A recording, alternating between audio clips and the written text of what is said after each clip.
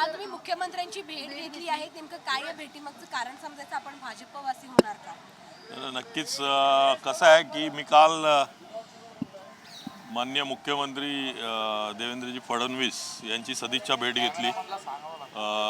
नितेशजी राणे होते, त्यांच्यासोबत मी गेलो होतो.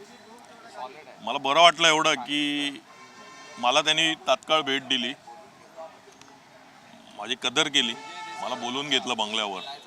नितेशजी राणे यांनी परवाच्या दिवशी मला संपर्क केला. सिंधुदुर्गावरून ते आले माझ्यासाठी, रात्री आलेत, सकाळी परत 6 वाजता परत त्यांनी फ्लाय केलं. काहीतरी त्यांना माझ्यामध्ये दिसलं असेल, वाटलं असेल, माझ्याबद्दल चांगलं काहीतरी वाटलं असेल, त्या कारणास्तवच ते आलेत, मला भेटलेत आणि ते म्हणाले की आपण सन्माननीय फडणवीस साहेबांची भेट घेऊया. त्याप्रमाणे त्यांनी फडणवीस साहेबांना मेसेज टाकतात तिकडून त्यांचाही मेसेज आला लगेच की त्यांना घेऊन या उद्या. त्याप्रमाणे मी काल जाऊन भेटलो त्यांना, त्यांची सदिच्छा भेट घेतली. अर्धा तास गप्पा झाल्या, बरं वाटलं भेटून, चांगल्या गप्पा झाल्या. आणि बाकी जे माझं पॉलिटिकल जे काय आहे ते मी दुपारनंतर तुम्हाला नक्की कळवेन. पण तुम्ही भाजपमध्ये जाणं यामागे कारण काय? तुम्ही 194 मी तिकीट वगैरे हा विषय येत नाहीये. तिकीट वगैरे हा विषय नाहीच आहे. नाही, हे कसं आलं माहिती आहे ना की त्या दिवशी पण मला वाटते की कोणीतरी कुठल्या तरी चॅनलने एक बातमी लावली, नॉट रिचेबल. त्याच्यानंतर त्याचा एवढा गवगवा झाला की नॉट रिचेबल धुरी, संतोष धुरी नाराज. मलाच माहिती नव्हतं, मलाच कळलं नाही. त्याप्रमाणे म्हणजे उगाच एखादं बोलतात ना की नाराज झाला अशी बातमी बनवणं हे पण चुकीचं होतं. मी काय नाराज वगैरे निवडणुकीच्या याच्या कारणाने वगैरे नाही. आणि जे काय आता जे पॉलिटिकल जे आहे, म्हणजे जी दिशा असेल माझी किंवा का असेल, ते मी दुपारी नक्की तुम्हाला कळवेन. मला थोडा वेळ द्या. तुम्ही एवढी माझी दखल घेतलीत आणि मला भेटायला सकाळीच आलात इकडे, त्याबद्दल मी खरोखर मनापासून तुमचा आभार आहे. तुम्ही म्हणताय की या सगळ्या नाराजीच्या नाही आहेत बातम्या, पण तुम्ही बोलताय नाराज वगैरे काय नाही. तुमचा भाजप प्रवेश आधीच फिक्स झाला होता का? ना, मला चांगलं वाटलं की एका नितेशजी राणे जे म्हणजे माझे आमचे कोकणातलेच आहेत, आमच्या नेहमी संपर्कात असायचे. ते काही कामं असली पण याची तर ते भेटायचे आहेत आम्हाला, आमच्याशी चर्चा करायचे, कुठे मदत करायची आम्हाला.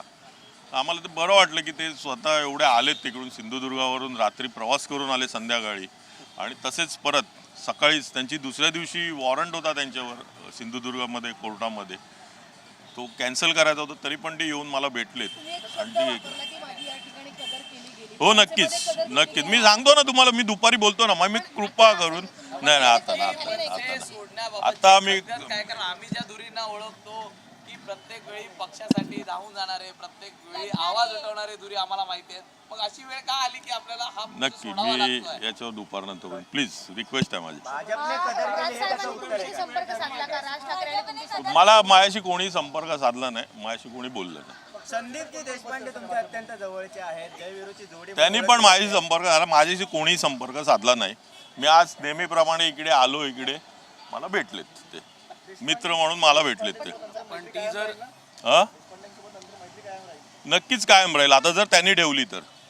पण एकंदर पाहायला गेलं निवडणुकी नाही, मी कोणाची चर्चा केली नाही. मी हा निर्णय 2 दिवसात घेतला आणि मी प्रवेश केला.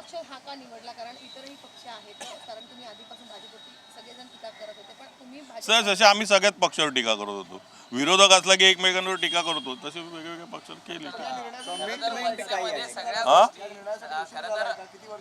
मला नाही वाटत उशीर झाला. एक प्रत्येक गोष्टीला वेळ असते, त्याप्रमाणे त्या वेळेला मी गेलेलो आहे. माझ्या मनामध्ये काय असेल काय नाही आता ते तुम्हाला कसं कळणार ना. आतापर्यंत आपण फ्रीस्टाईल म्हणजे मनसे हा मनमोकळा पक्ष होता, त्या ठिकाणी अनेक गोष्टी मांडता येत होत्या, गोष्टी करता येत होत्या.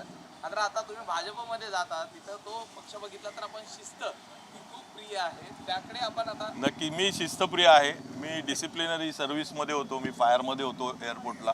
त्यामुळे मला डिसिप्लिन काय आहे, मला चांगलं आहे, माझ्या अंगात माझ्या रक्तात भिडलेलं आहे, त्याप्रमाणे मी करणार.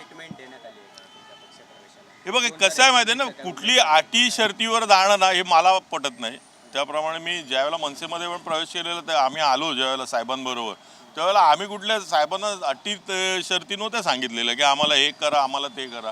सत्याने राजसाहेबांनी जे दिलं ते आम्ही घेतलं, त्यांना जे योग्य वाटलं ते. तिचा फटका बसला का जे इच्छुक मी दुपारी बोलीन नक्की. मला हा प्रश्न दुपारी विचारा नक्की. धन्यवाद.